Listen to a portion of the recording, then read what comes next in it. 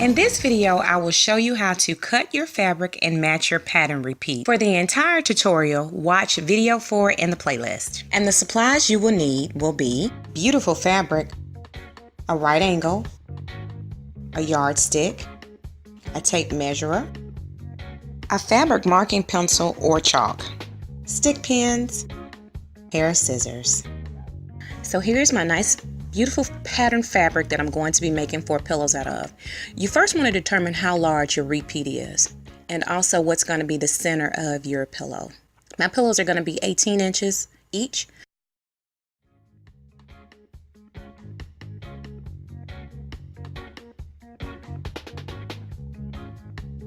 So let's measure how far apart the repeat is, and also let's measure how far apart the center of your pillow will be. My fabric repeat is 28 inches, so I will lose about 10 inches of fabric per cut to have all identical pillows, both on the front side and on the back side.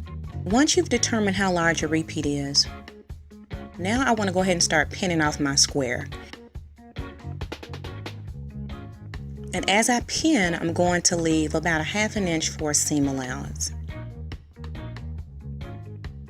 I'm going to place 4 marking pins, 1 on each side, keeping my desired pattern in the center.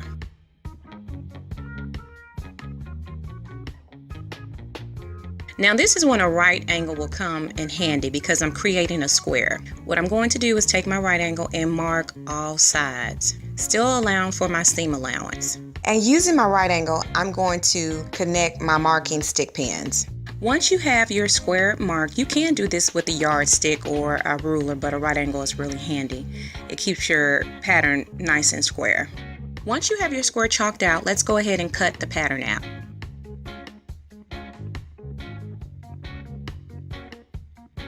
Now that I have established what's going to be the front and the back of my pillows, I'm going to now match up my pattern. And I do this by actually just sliding the fabric around until it is a perfect match. Once I have established that this is the exact pattern repeat, I'll take my yardstick, I'll lay it on the edge of the fabric, and I'm just going to mark out that same square. I'm going to do that for all 4 sides.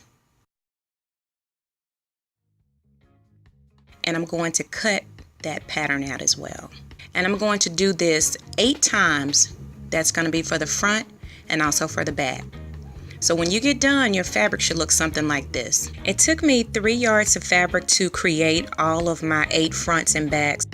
Now let me show you how to create the back zipper flap portion. This is going to consist of 2 pieces of fabric.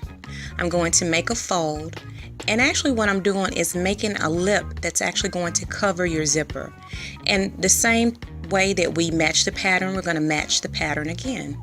I allow the fabric to dictate where I've actually placed my fold. My lip will be a 1-inch hangover to hide the zipper. Lining up our center marker or our center design again. Using my right angle, I'm going to allow enough for my seam allowance, and I'm actually going to mark my pillow as if it's still in a square.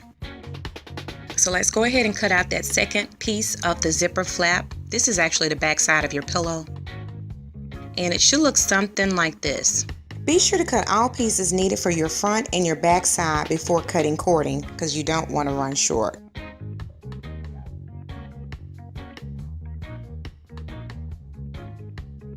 Now upon assembling the 2 pieces or the 2 sides, you want to make sure that you are still lining your fabric or matching your pattern before you sew everything down.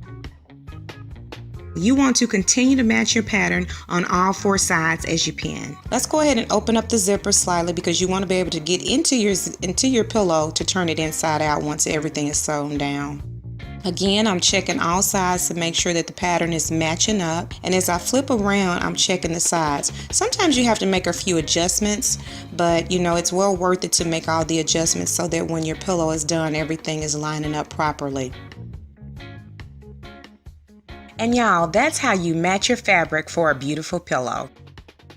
So if you enjoyed this video, remember to give it a thumbs up. Of course, leave your questions or comments and always remember to subscribe.